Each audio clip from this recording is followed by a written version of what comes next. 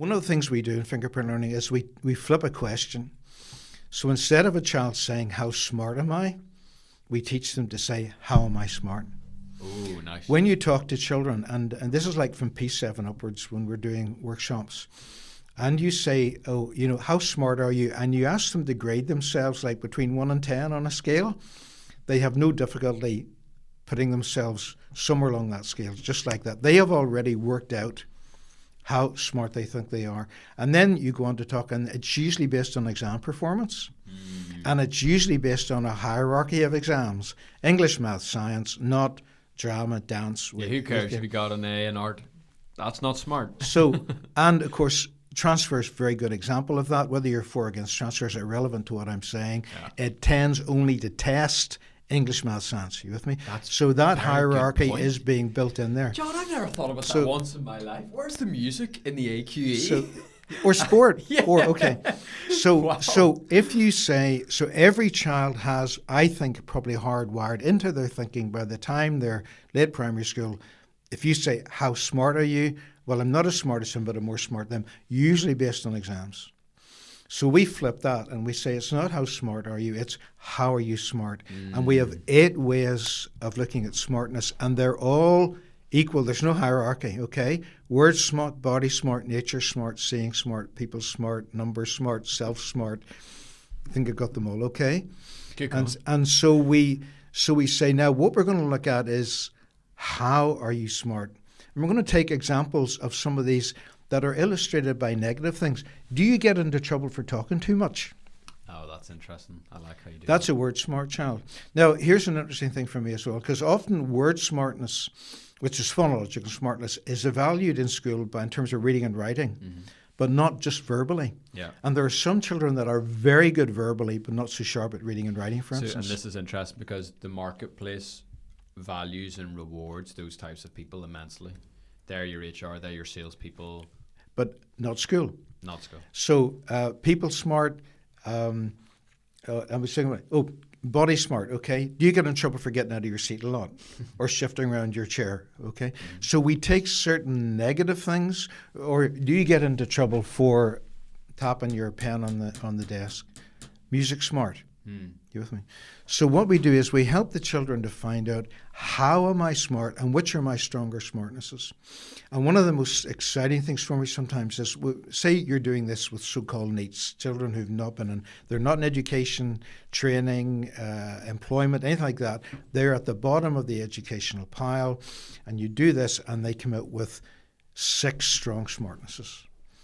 And you're saying to them, and this is what I do with them, say at the end of it, I say, now you tell me how you're smart. And they're saying, maybe for the first time in their lives, I am body smart. I am seeing smart. I am people smart. And the thing is that most of those smartnesses are not rewarded in school. I'll tell you a beautiful story here, just it's appropriate at this point, but there was one school in North Belfast, Lowood Primary actually, and the principal, David Patterson, just retired there. And we did training with his staff many years ago, and he got this.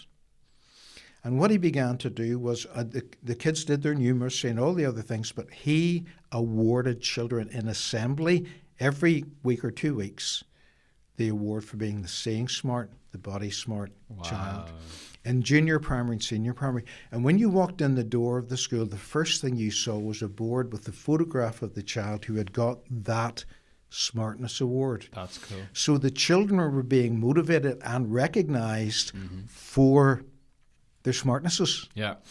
And this was being built, and he said to me later, this was the single thing that had built the most self-esteem in those children. So they were aware of this going through school. So we had an interesting incident. I was discussing with how difficult it was to get parents into school. And so I thought, well, at that stage, I had a young friend, and you called Joel M. You may know he's now, I think, on Blue Peter, and he's a mentalist.